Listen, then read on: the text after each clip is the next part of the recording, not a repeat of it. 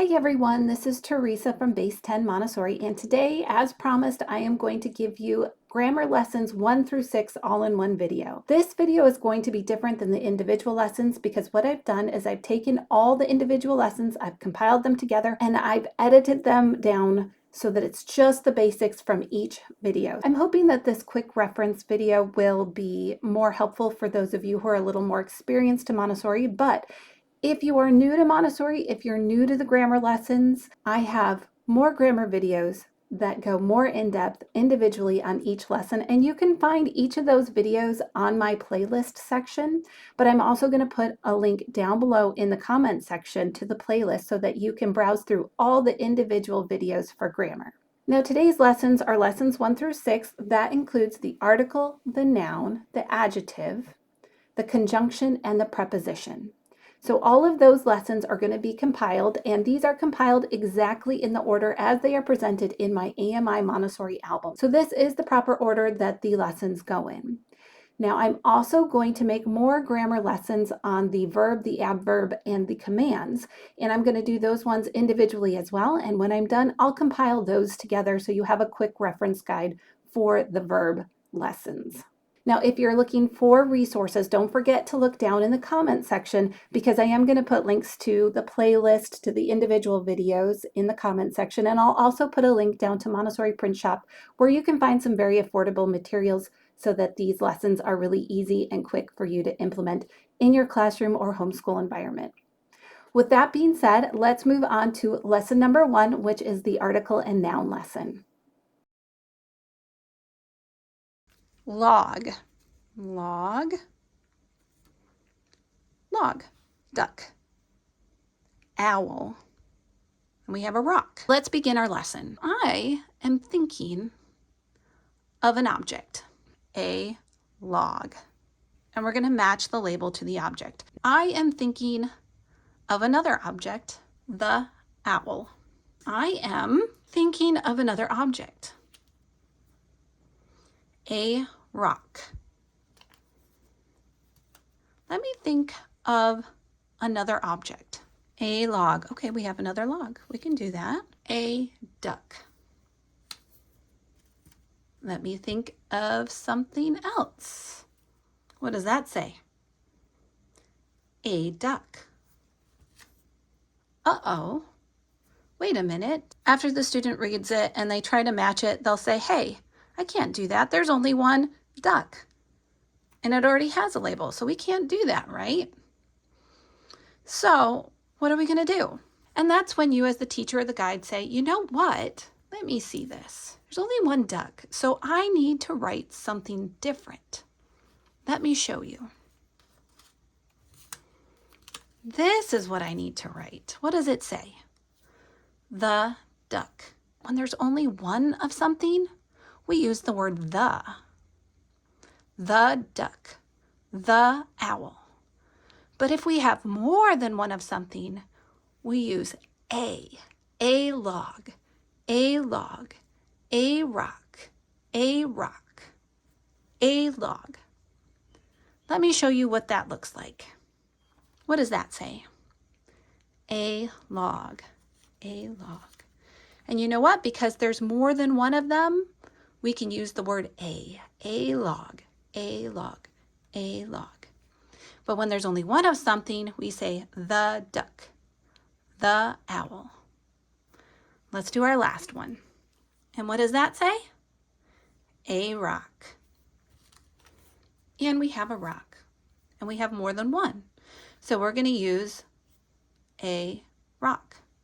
And so you can keep going through that as many times as you want with the student. And at the very end, you can keep your objects lined up, take back the labels and say, these are for me, these are mine. I'm going to keep them.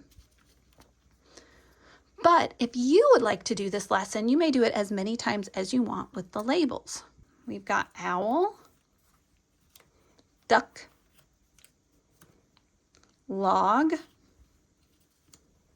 log, rock, rock, and log. Now, there's more than one of each log, a log, a log. And let's see, there's only one duck, so we use the word the duck. The owl. A rock. A rock.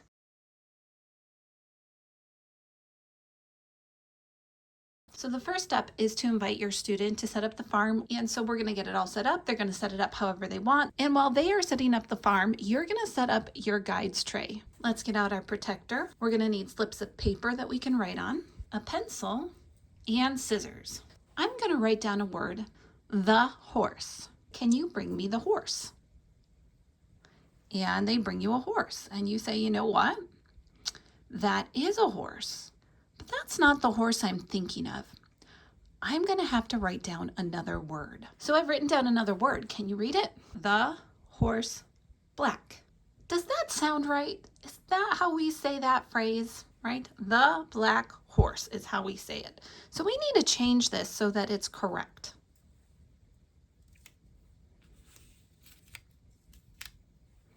Now let's read it. The black horse. Does that sound right? And of course it does. So they could bring back the black horse and put it with the correct words.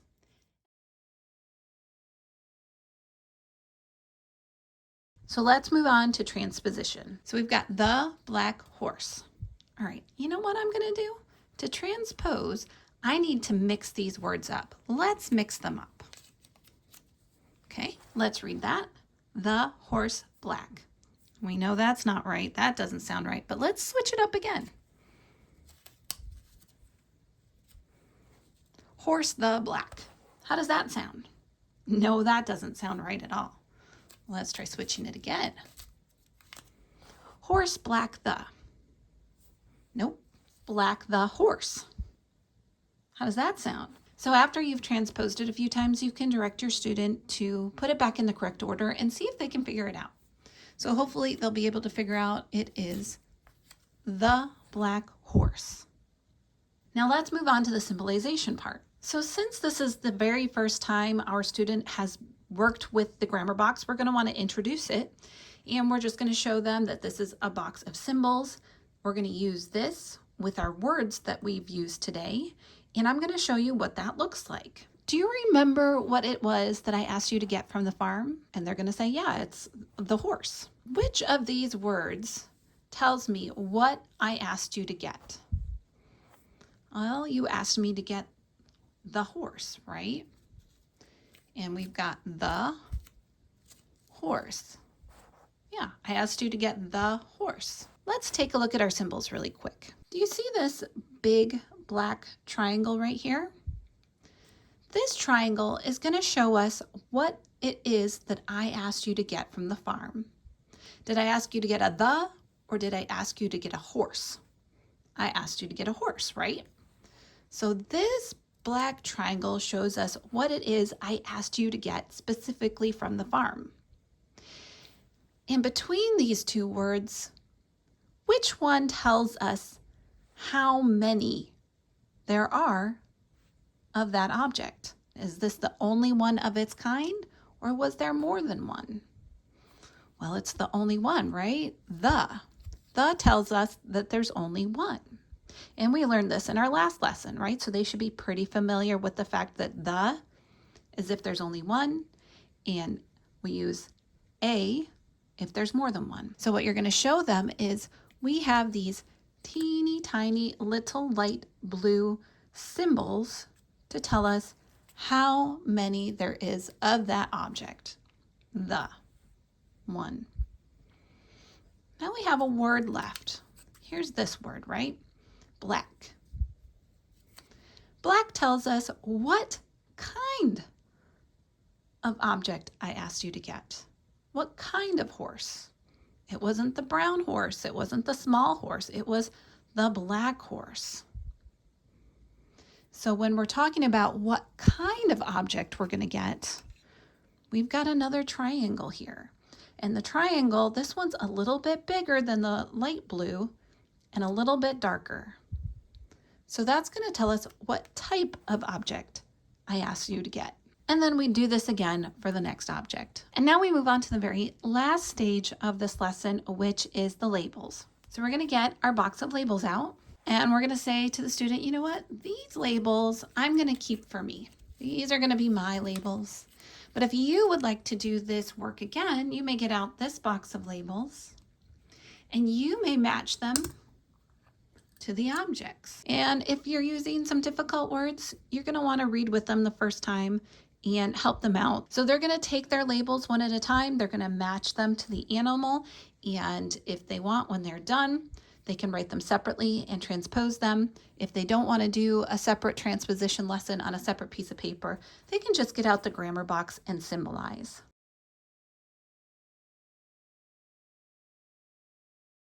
We're going to start with this set of labels, the black ones, and those are nouns. So let's set our stack of adjectives to the side, and I'll show you what we're going to do with those in a little bit. So we have a stack of nouns right here. These are our noun labels, and we're going to go through each one and help our students read it. So the first word is bug, mud, lemon, dog, shirt, sun, butter, rabbit.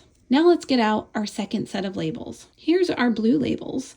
Hop-ing, hopping.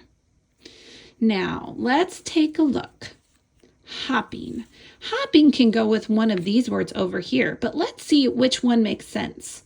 What about a hopping bug? Does that make sense?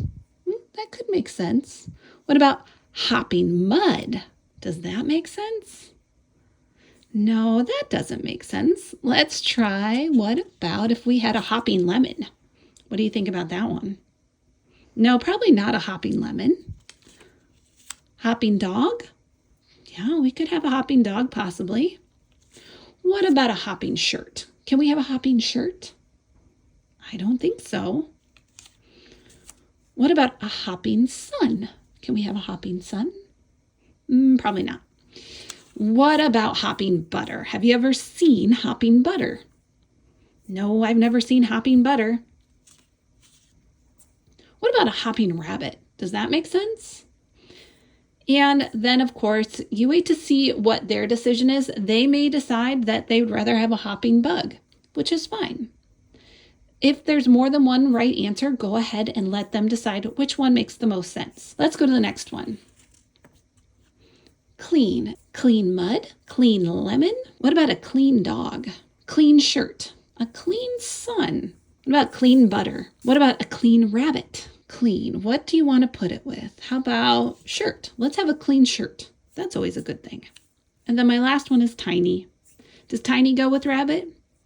Sure, it could fit with rabbit. We could also switch this. What if we wanted to change this to a hopping rabbit and a tiny bug? We could do that.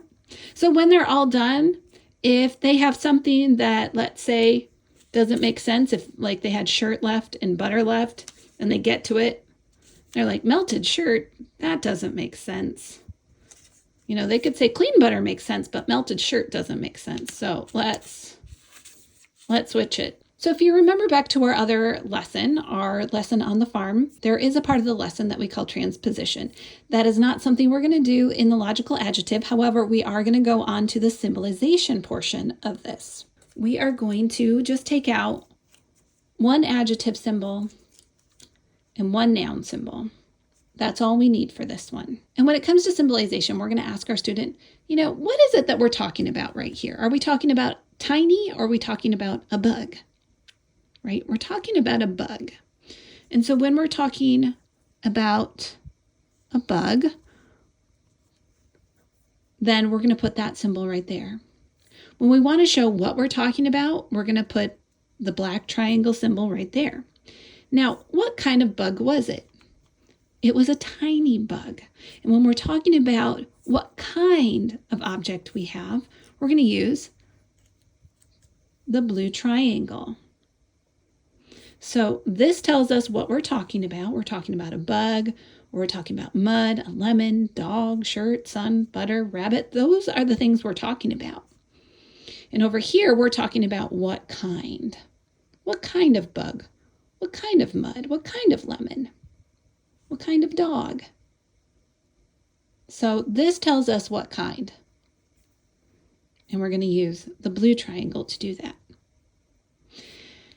And after that, you can invite your student to mix this up and do this as many times as they would like. But there's a second presentation for this lesson. And that is where we choose one noun and then we put together a lot of different adjectives. So we're just going to see how many of the blue words make sense with the black word. What about a rich bug? A bug with lots of money. Can you have one of those? And you can let your student decide. They might decide, no, bugs can't be rich. Let's move on. What about a dirty bug? Can you have a dirty bug? Sure, I guess you could have a dirty bug. Let's try that. What about a sour bug? Well, I'm not going to eat bugs, so I don't want to find out what it tastes like. So I'm going to say, no, I don't want a sour bug because I don't want to eat a bug. Your student might decide otherwise. That's up to them. What about crunchy? A crunchy, dirty bug. Well, again, I don't want to eat a bug. Do you want to eat a bug? I don't want to eat a bug. So let's not have a crunchy bug. Or they might decide, you know what? I would eat a bug. Let's keep crunchy there. Again, this is supposed to be fun and exploratory. So go ahead and let your student decide if they want to keep the word crunchy in or if they want to take it out. What about this one? A clean, hopping, hot, large, crunchy, dirty bug. You can have a clean bug, but there's a problem here. Let me show you what it is. Can you have a bug that's both clean and dirty? No, you have to choose one. That would mean two different things. So you can choose a clean bug or a dirty bug. What would you like? Clean or dirty? Let's go with a dirty bug. They live outside in the dirt. They're probably dirty. And so it can be a little bit silly. It's all right if they get silly with this lesson. And when we're done with that, we're going to get out our grammar box and we're going to symbolize again, right? We're going to say, you know, what is it that we're talking about here? We're talking about a bug. And when we're talking about something, we're going to symbolize it with that black triangle. And when we're talking about what kind of bug, we're going to symbolize it with the blue triangle. But we're going to need more than one, right? Because we have more than one blue word. And that's it. That's how we do the second lesson presentation. It is that simple. And it really is supposed to be fun. And again, don't get worked up into a control of error for this. This really is within the child an exploratory lesson, and they're going to understand it. They're going to play around with it. They're going to be a little silly with it, but this is all about exploration.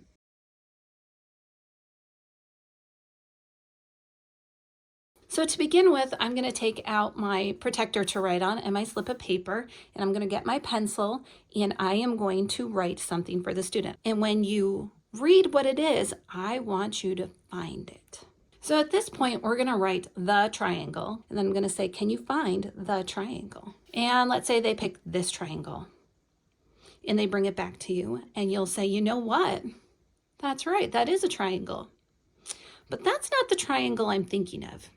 I'm going to have to give you another hint, another clue to let you know what triangle I'm thinking of. The next clue is the word yellow. The triangle yellow. Does that sound right?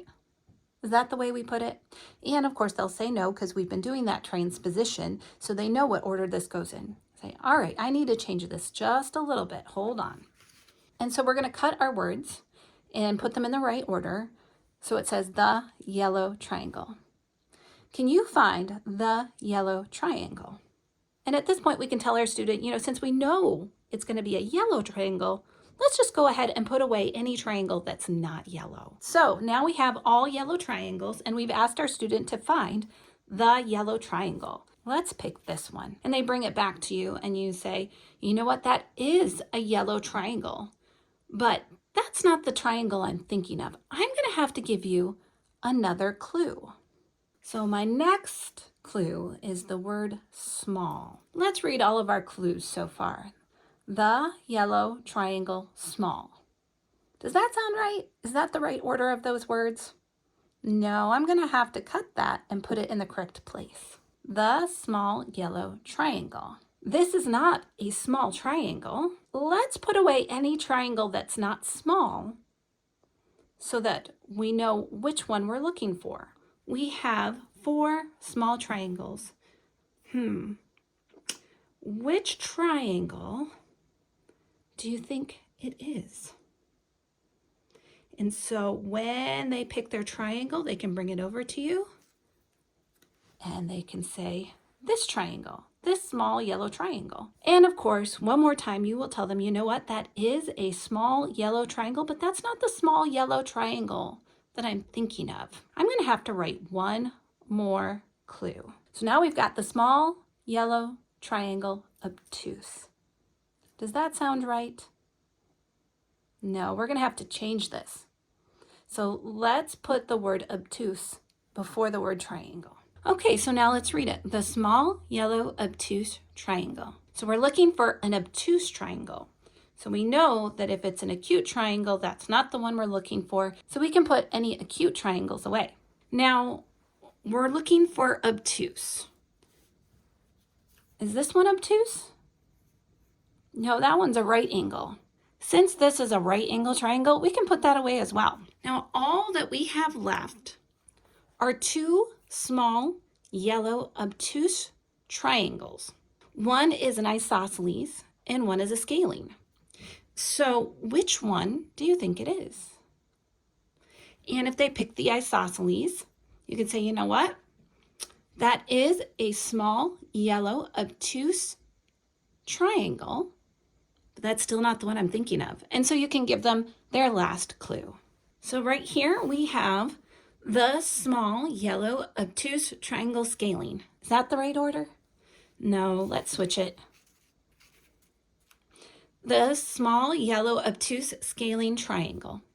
Now you can also put the word angled in there, obtuse angled scalene triangle. That's fine too. So the small yellow obtuse scalene triangle.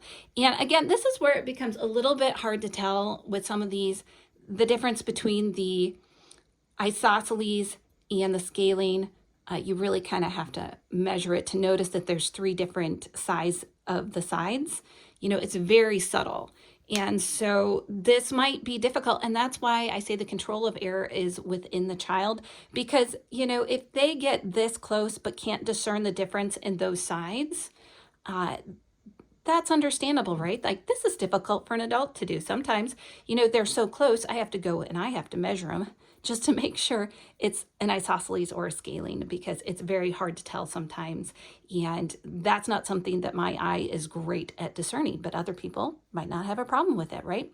So this is why we're not going to get really controlling and really correcting in the different triangles. Now, if you ask for the small yellow obtuse scalene triangle and they bring you an equilateral or an acute triangle, you know, all I would do at that point in time is just go back and give those reminder lessons on the triangles later on. I wouldn't correct it in the moment. This really isn't a geometry lesson, right? This is the power of the adjective. And so let's go into that transposition part, because that's really the fun part where they start having a lot of fun with the words. Small, the yellow obtuse triangle scalene. Does that sound right? No, that doesn't sound right. Let's switch it up again. Let's see what else we can do. Let's just do a couple. You say small, scalene, yellow, obtuse triangle, the. Does that sound right? No. And this is really where you're looking to see if, once they've transposed it, if they can get it back into an order that makes sense. The small, let's do this, yellow, obtuse, scalene triangle. And then the final part of this lesson is the symbolization. And so let's get out our grammar box and let's start by asking the question, you know, what is it that we were looking for in this lesson? What is the object we were looking for? What is that we're talking about here? And what we're talking about is a triangle, right? And we're not going to use the word noun, article, adjective. We're not going to use that with our student. We're just going to say, what is it that we're talking about? And then we're going to remember that this is the symbol for showing what we're talking about right here. We're talking about a triangle.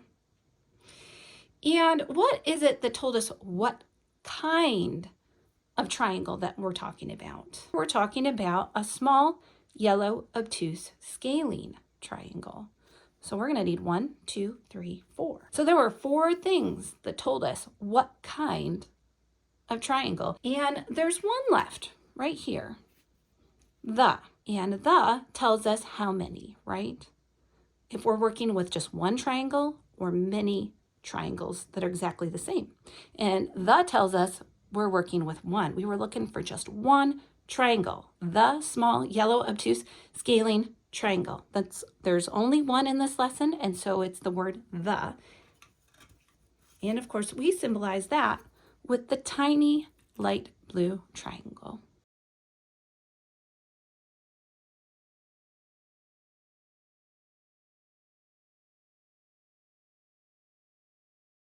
Here are 3 flowers, and we're going to invite our students to place these flowers separately in different places in the classroom. And so once they've placed those flowers throughout the classroom wherever they want, as long as they can remember where they put them, we're going to invite them to come back to the table. And then, just like all the grammar lessons before, I'm going to write something down for them. All right, so I've written something down for my student to read.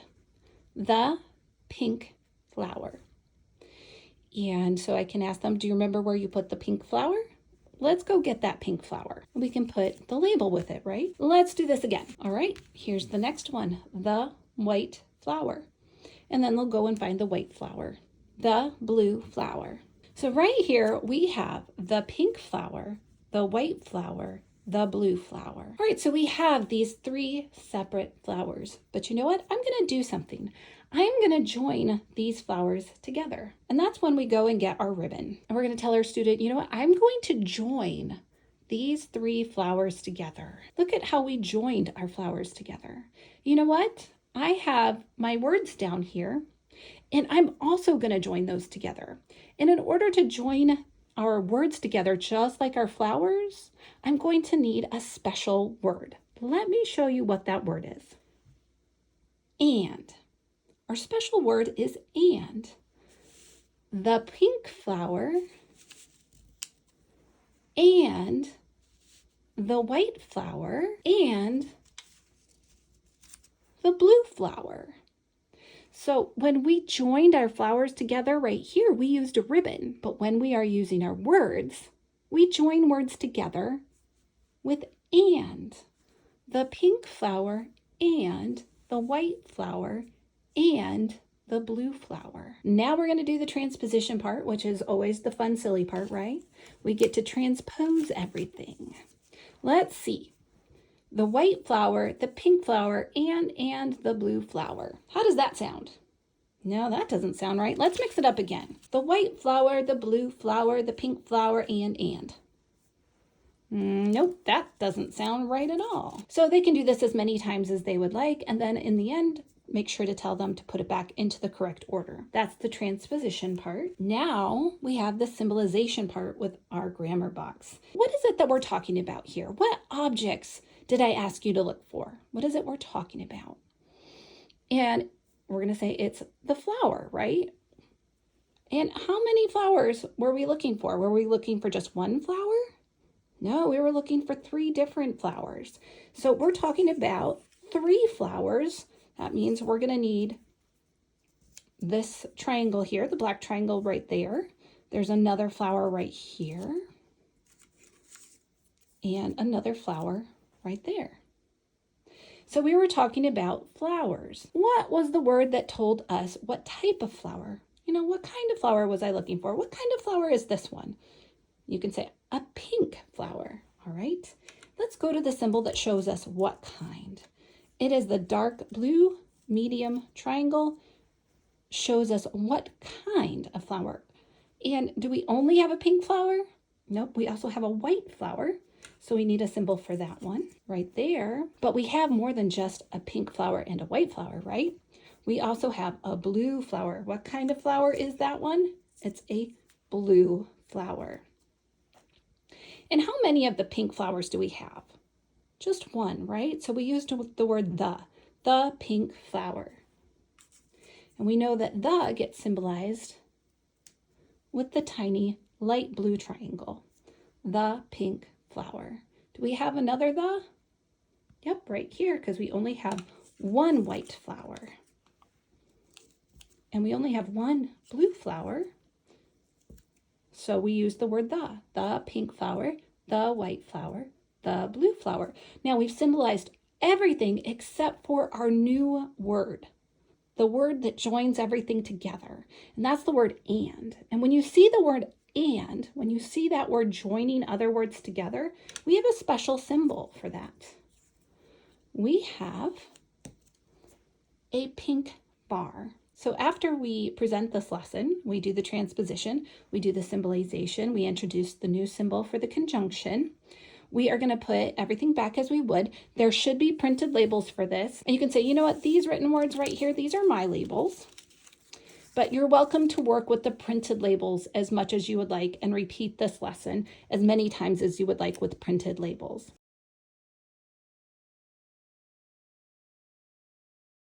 So to start this lesson, I am going to write a short phrase, the fish teapot. Here's the fish teapot. And once they found it, they can put it above the label. Now I'm going to write another phrase, the empty creamer. The tiny cup. I have all of these objects right here, and we want to join them together. What is the word that joins things together? And if they've remembered the last lesson, that's the word and. Now, I have one more phrase left to write. The serving tray. And here is the serving tray, right? And I've left a little spot here. I'm going to write one more word. I'm going to put it right here. And for this word, I'm going to use my red pencil because this is our new idea that we're doing right here. I have a new word right here, and it's going to tell me where. It's going to answer the question where. So let's read what we've written. The fish teapot and the empty creamer and the tiny cup on the serving tray. Can you do that? Let's do that.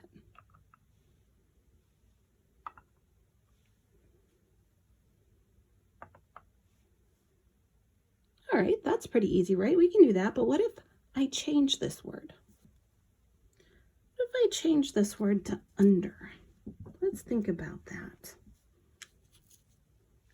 The fish teapot and the empty creamer and the tiny cup under the serving tray. Let's see if we can do that. We're going to put these objects under the serving tray. Yeah, we could do that, right? We can put it under.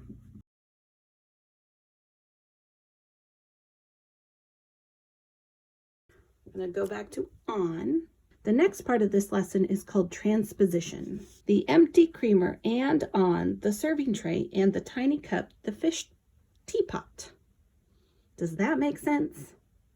No, let's switch it up again. Let's see what else we can come up with. All right, let's try this one. The empty creamer and the fish teapot on the serving tray, the tiny cup.